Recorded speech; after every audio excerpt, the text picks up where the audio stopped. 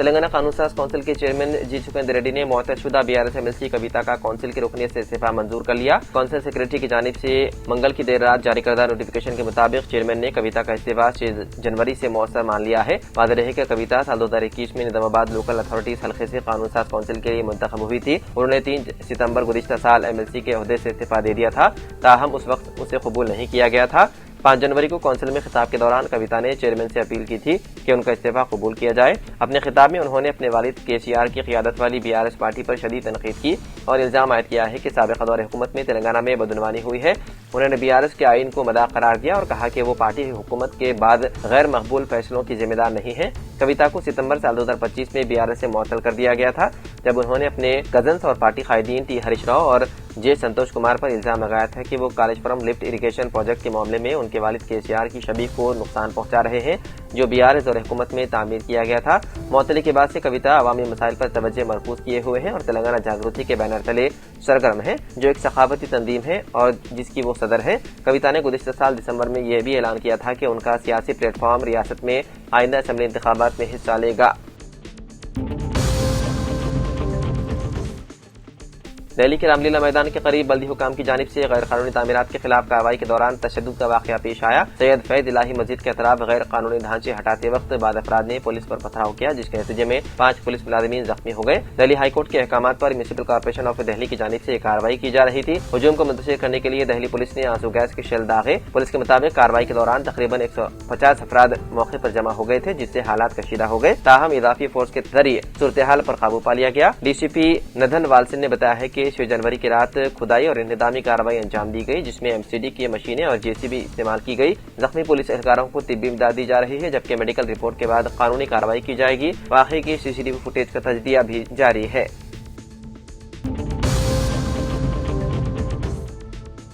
Telangana police نے عوام کو خبردار کیا ہے کہ گوگل پر ویب سائٹس کو ریویوز دینے کے بدلے ہزاروں روپے کمانے کے دعوے کرنے والے اشتہارات پر بھروسہ نہ کریں۔ پولیس نے وعدہ کیا ہے کہ پارٹ ٹائم نوکریوں کے نام پر واٹس ایپ یا میسنجر کے ذریعے آنے والے لنکس پر کلک نہ کریں۔ پولیس نے بتایا ہے کہ گھر بیٹھے آسانی سے پیسے کمانے کا لالچ دے کر دھوکے باز لوگ جال بچھا رہے ہیں۔ خاص طور پر کیپیا ورک جیسی ویب سائٹس کے ریویوز کے نام پر لوگوں کو گمراہ کیا جا رہا ہے۔ پہلے تھوڑی رقم دے کر اعتماد حاصل کیا جاتا ہے اور بعد میں بڑی رقم ہڑپ لی جاتی ہے۔ پولیس نے کہا ہے کہ عوام کی ضروریات اور مالی مشکلات کا فائدہ اٹھا کر اس طرح کے فراڈ کیے جا رہے ہیں اور اس لیے مشکوک لنکس پر اور پارٹ ٹائم نوکریوں کے اشتہارات سے دور رہیں۔ منگل کے روز ایکس پر تلنگانہ حکومت نے ایک ٹویٹ جاری کرتے ہوئے عوام کو پارٹ ٹائم جاب اسکیمز کے بارے میں محتاط رہنے کا مشورہ دیا۔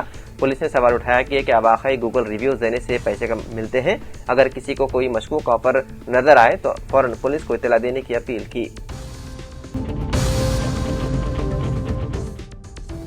تلنگانہ حکومت نے عوامی فلاح کو ترجیح دیتے ہوئے گروہ جیوتی اور مہالکشمی اسکیموں کے لیے دوبارہ درخواستوں کا عمل شروع کر دیا ہے۔ اس فیصلے کے تحت وہ تمام اہل افراد جو کسی وجہ سے اب تک آن لائن اسکیموں سے فائدہ حاصل نہیں کر سکے تھے، اب ایک مرتبہ پھر درخواست دے سکتے ہیں۔ حکومت کا کہنا ہے کہ کوئی بھی مستحق خاندان سرکاری سہولتوں سے محروم نہیں رہنا چاہیے۔ حکومت نے وعدہ کیا ہے کہ درخواستوں کے عمل کو آسان اور شفاف بنانے کے لیے ریاست کے تمام منڈلوں اور میونسپل وارڈوں میں سرکاری عہدیدار تعینات کیے گئے ہیں، تاکہ عوام کو کسی قسم کی پریشانی کا سامنا نہ کرنا پڑے۔ نائب وزیر اعلیٰ ملو بھٹی وکرمارکا نے بتایا ہے کہ جن افراد کو حال ہی میں نئے راشن کارڈ جاری کیے گئے ہیں وہ بھی ان دونوں اسکیموں کے لیے اہل ہوں گے۔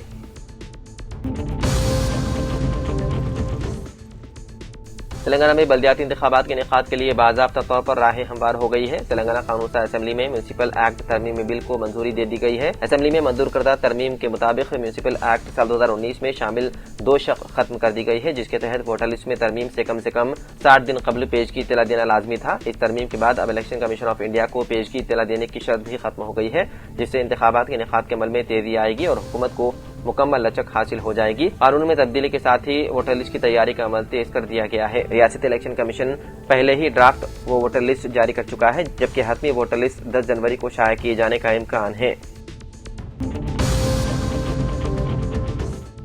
سینئر اور نہایت ہی معتبر صحافی جناب ایم رحیم منگل کے روز طویل عرصے کے بعد انتقال کر گئے۔ ان کے انتقال سے صحافتی حلقوں میں گہرے رنج و غم کی لہر دوڑ گئی۔ صحافتی برادری، ساتھیوں، دوستوں اور چاہنے والوں نے ایک ایسے بزرگ صحافی کے بچھڑنے پر افسوس کا اظہار کیا جنہوں نے اپنی پوری زندگی صحافت کے لیے وقف کر دی۔ جناب ایم رحیم اپنی دیانتداری، پیشہ ورانہ وابستگی اور صحافت میں طویل خدمات کے لیے جانے جاتے تھے۔